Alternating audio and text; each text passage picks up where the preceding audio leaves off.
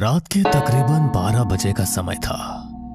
चारों तरफ घना अंधेरा छाया था। झिंगुरों की आवाजें थोड़ा बहुत सन्नाटे को भंग करने में कामयाब हो रही थी। ऐसे में गांव के 3 नौजवान नितिन, प्रथमेश और मोहित एक निहायती शरीफ लड़के मनोज को घेरे हुए खड़े थे, जो बहुत ही घबराया हुआ लग रहा था। आखिर तुम लोग चाहते क्या मुझसे? क्यों मुझे परेशान करते रहते हो? परेशान भला क्यों ना करे भाई, हम लोग साथ में शहर गए थे।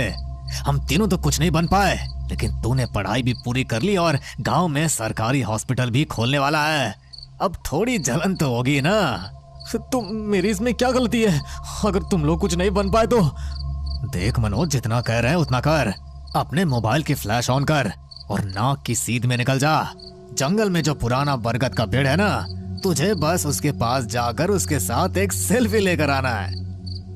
मैंने सुना है कि उस बरगद के पेड़ के पास भूत प्रेत घूमते हैं। उसके पास तो दिन में भी कोई नहीं जाता, और तुम लोग मुझे रात में भेज रहे हो? हाँ भाई, जाना तो पड़ेगा। अगर नहीं गया ना तो फिर देखना तेरे साथ हम क्या करते हैं। मनोज अब इनसे डर कर जाने के लिए मान गया था। तभी वहां पर सुगना पहुंची। ये क्या चल रहा है? अरे यार, आ गई तू। हमेशा गलत वक्त पर आ टपकती है।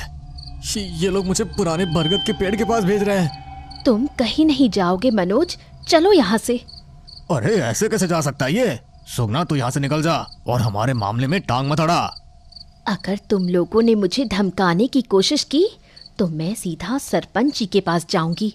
सरपंच का नाम सुनकर तीनों बस दांत भींच कर रह गए और सुगना मनोज को लेकर वहां से चली गई।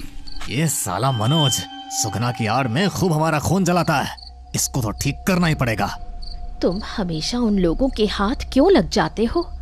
तुमको पता है कि वो तुम्हारी कामयाबी से जलते हैं। क्या करूं सुगना, जब से माँ बाबूजी गुजरे हैं तब से बहुत अकेला हो गया हूँ। सुगना भी एक अनाथ लड़की थी जो मनोज को बहुत पसंद करती थी, लेकिन मनोज इस बात पर ध्यान नहीं देता था। उसका पूरा ध्यान अपने लक्ष्य को पूरा करने पर था।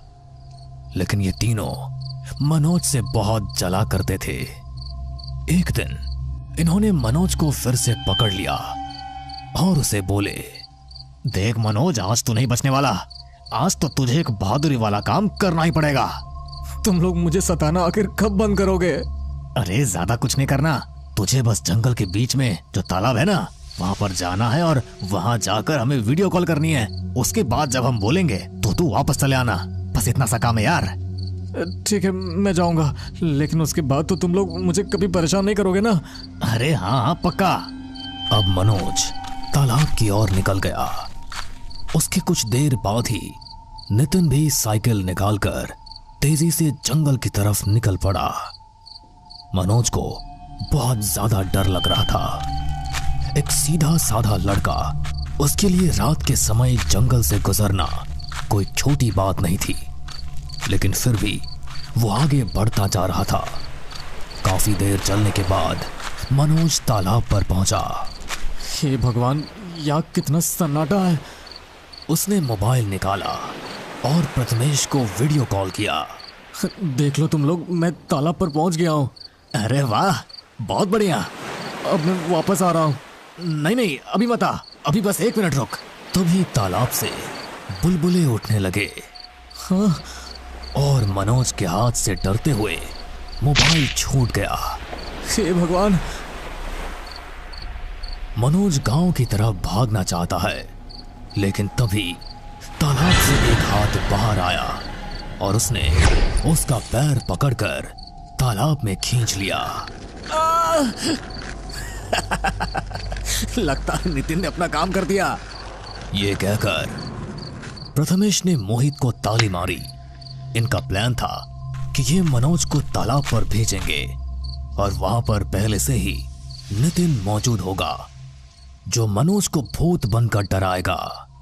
लेकिन तभी इन्होंने नितिन को सामने से आते हुए देखा और ये हैरान रह गए। अरे तू इतनी जल्दी यहाँ कैसे पहुंचा? तू तो अभी तालाब पर था ना? अरे नहीं, मैं तालाब पर पहुंचा ही नहीं यार। रास्ते में ही साइकिल पंचर हो गई, इसलिए मैं वापस आ गया। अगर तू तालाब पर नहीं था तो ये मनोज चिल्लाए क्यों?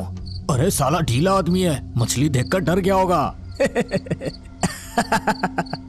अगली सुबह सुगना मनोज के घर पहुंची तो उसे वहां ना पाकर वो चिंतित हुई। मनोज पूरे दिन गांव में नजर नहीं आया और अब इन तीनों को भी डर लगने लगा था। अबे यार, कहीं ये साला मरवर तो नहीं गया? हमें तालाब पर जाकर एक बार देख लेना चाहिए। अरे नहीं बे, अगर मर भी गया होगा तो हम कौन सा वहां जाकर उसे जिंदा कर देंगे? हमें सबको यही बताना है कि हमें उसके बारे में कुछ भी नहीं पता। शाम के समय सुगना मनोज की तलाश में घूम रही थी। तभी जंगल की सरहद पर उसको मनोज नजर आया। अरे मनोज, तुम यहाँ कहाँ थे तुम?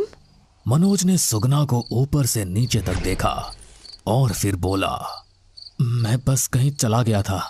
कहीं चला गया था? लेकिन कहाँ? तुमको पता है सब कितना परेशान थे।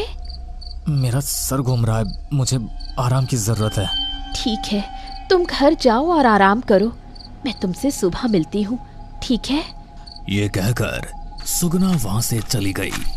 मनोज अपनी घर की तरफ चल दिया, लेकिन कुछ कदम बढ़ाने के बाद ही उसे एक सुगंध महसूस हुई, जिसे सूंघते हुए उसने अपनी दिशा बदल ली। वाह यार, आज तो शराब के साथ मछली खाने में मजा ही आ जाएगा।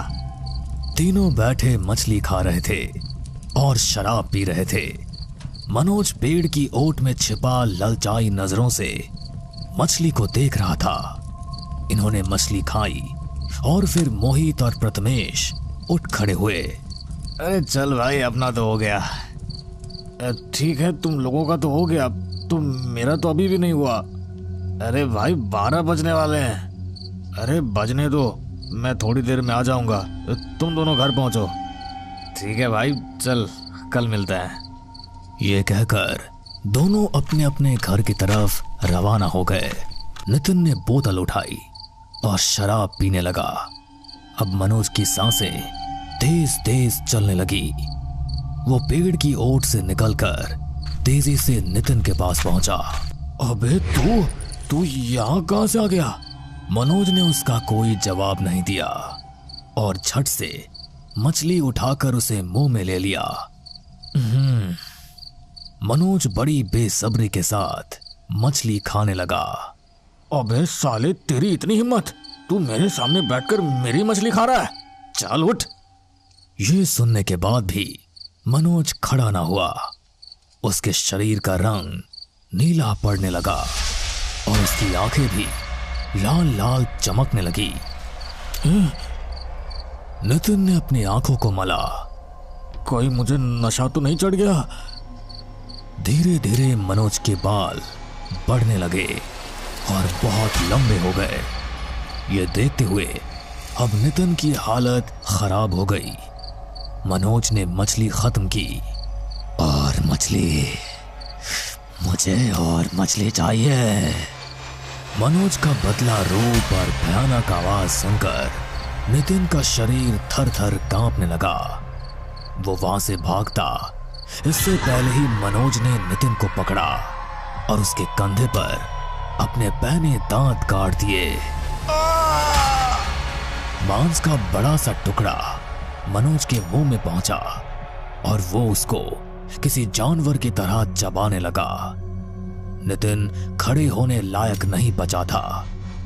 मनोज फिर से उस पर टूट पड़ा और उसकी चीख पूरे जंगल में गूंज कर रह गई। अगली सुबह नितिन की लाश जंगल में पाई गई। पूरे गांव के लोग वहां जमा थे और सभी उसकी ऐसी मौत देखकर हैरान थे। समझ नहीं आता, हम लोग रोजाना जंगल में ही रात रात बैठे रहते हैं, लेकिन आज तक ऐसा हमला तो कभी भी हम पर नहीं हुआ। उसी समय सुगना भी वहां पहुंची, लेकिन नितिन की लाश देखकर उसके चेहरे पर जरा भी गम नहीं था। शरीफ लोगों को परेशान करते हो ना तुम लोग। देखो तुम्हारे जुल्म का कैसा बदला लिया है भगवान ने। प्रथमेश और मोहित ने उसका कोई जवाब नहीं दिया। ये कहकर सुगना मनोज के घर की तरफ रवाना हुई। मनोज, दरवाजा खोलो मनोज, मैं आई हूँ। इस पर घर के अंदर से जवाब आया, तुम जो भी हो वो रात को आना, अभी मेरा सोने का समय है। ये सुनकर सुगना को अपने कानों पर यकीन नहीं हुआ। उसने झुंझलाहट में आकर कहा, ठीक है, अब तुमको परेशान करने कभी नहीं आऊंगी। ये कहकर सुगना पैर पटकते हुए वहां से चली गई। लेकिन उसके दिमाग में यही बात घूम रही थी कि भला उसका मनोज उसे कैसे इस तरह से भगा सकता है। मनोज पूरे दिन अपने घर में ही बंद रहा और रात होने पर बाहर निकला। उसके चेहरे पर अजीब सी बेचैनी नजर आ रही थी। इत्तेफाक से उसी समय सुगना भी अपने घर से निकली थी। उसने मनोज को गली में टहलते देख लिया। ये तो मनोज है, इतनी रात में ये कहाँ जा रहा है? सुगना मनोज के पीछे रवाना हो गई। वो काफी देर तक उसका पीछा करती रही। मनोज कुछ सूंघता हुआ एक तरफ जा रहा था। वो एक दरवाजे पर जाकर रुका। उस समय प्रथमेश अपने घर में सो रहा था। तभी उसके दरवाजे पर दस्तक हुई। अरे कौन है इतनी रात में? उसने उठकर दरवाजा खोला तो सामने मनोज खड़ा हुआ था। अबे तू यहाँ क्या कर रहा है? मुझे मछली चाहिए, ला कर दे। अबे साले, मैं क्या तुझे कोई मछुआरा दिखता हूँ जो तुझे मछली ला कर दूं? चल निकल जा यहाँ से। ये सुनते ही मनोज का चेहरा भयानक हो गया। उसकी आंखें लाल लाल चमक उठी। उसे देखकर प्रथमेश की आंखें खौफ से फट पड़ी। ये मनोज प्रथमेश के घर क्यों आया है? मनोज प्रथमेश के घर के अंदर घुसा और फिर अंदर से दरवाजा बंद हो गया। तभी प्रथमेश की चीखने की आवाज घर के बाहर तक सुनाई दी। ये सुनकर सुगना डरकर वहां से भाग निकली। अगली सुबह प्रथमेश की लाश घर पे पड़ी थी और पूरा गांव उसके घर के आसपास जमा था। न जाने कौन है जो मेरे दोस्तों को ऐसे मार रहा है। हम लोगों ने तो कभी किसी का कुछ बुरा भी नहीं किया। प्रथमेश की मौत पर अब सुगना का दिमाग घूमने लगा। वो सरपंच से मिली और उसको मनोज के बारे में सब कुछ बताया। हे भगवान, वो आ गया, वो तालाब से वापस आ गया। कौन सरपंच जी? आप इतने डरे हुए क्यों लग रहे हो? वो मनोज नहीं, बाघ है। बाघ? हाँ बेटा, बाघ। तालाब के अंदर रहने वाला पिशाच। जो इंसान रात के समय तालाब पर जाता है, बाघ उसको तालाब के अंदर कैद कर देता है और फिर उसका रूप लेकर उसकी जगह ले लेता है। वो दिन की रोशनी में बाहर नहीं निकलता, हमेशा रात में ही निकलता है। उसका मनपसंद खाना मछली होती है और अगर उसे मछली नहीं मिलती तो वो इंसानी मांस खाकर अपनी भूख शांत करता है। इसका मतलब है कि प्रथमेश और नितिन को मारने वाला मनोज नहीं, बाघ है? हाँ। सरपंच जी, तो असली मनोज कहाँ होगा?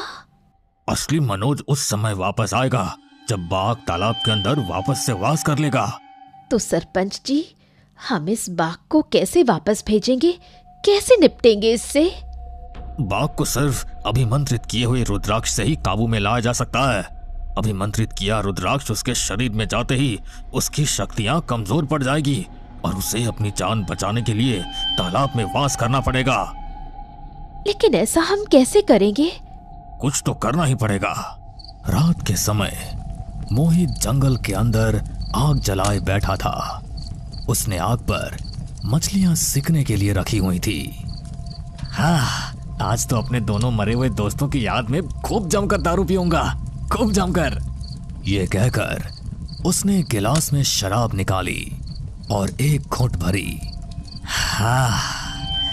उसी समय मनोज के रूप में बाघ भी वहां आ पहुंचा और मछलियों को ललचाई नजरों से घूरने लगा। अबे क्या हो कर रहा है? चल निकल जा यहाँ से। यह सुनकर बाघ ने मोहित को एक धक्का मारा और मोहित दूर जा गिरा। वो मछली को अभी चबा ही रहा था कि तभी अचानक से उसके पेट में दर्द हुआ और वो भयानक चीख पुकार करने लगा।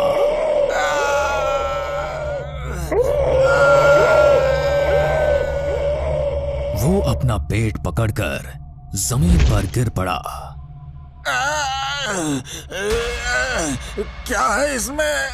उसी समय वहां छिपे सरपंच सुगना और गांव के कुछ लोग सामने आए। बाघ, अब तुम्हारा खेल खत्म हुआ। तुमने जो मछली खाई है उसके पेट में हमने अभिमंत्रित रुद्राक्ष छिपाया हुआ था, जो अब तुम्हारे पेट में जा चुका है। नहीं। ये सुनकर बाघ उठ खड़ा हुआ और तालाब की तरफ भागा। उसके पीछे ये सभी भी तालाब की तरफ भागे। वहां पहुंचकर बाघ ने तालाब में छलांग लगा दी। कुछ ही देर में तालाब एकदम से शांत हो गया। उसके पास धुआं सा उठा और सभी को मनोज नजर आया। मनोज? सुगना ने मनोज को सहारा देकर खड़ा किया और गले लगा लिया। मैं कहाँ था? मुझे कुछ याद नहीं सुगना। तुम बाघ के जाल में फंस गए थे मनोज, लेकिन अब घबराने की कोई बात नहीं है। अब सब कुछ बिल्कुल ठीक है। मनोज को ज्यादा कुछ समझ नहीं आया, लेकिन अब वो फिर से अपनी जिंदगी जीने लगा। कुछ दिन बाद सरकार को लगाई गई उसकी अर्जी का जवाब आया और गांव में हॉस्पिटल बनाने का काम शुरू हुआ। अब मनोज काफी खुश था क्योंकि उसको उसका लक्ष्य पूरा होता हुआ नजर आ रहा था। गांव में पहला हॉस्पिटल खुलने की वजह से अब मनोज की इज्जत और ज्यादा बढ़ गई। हॉस्पिटल खुलने के बाद वो उसे चलाने लगा। उसने सुगना से शादी कर ली और दोनों अपनी जिंदगी अच्छे से गुजारने लगे। यदि आपको ये कहानी अच्छी लगी हो तो हमें सब्सक्राइब करें। हम जल्द ही एक और नई डरावनी कहानी लेकर आ रहे हैं। कहानी को सबसे पहले देखने के लिए हमारे नोटिफिकेशन को ऑन कर लें।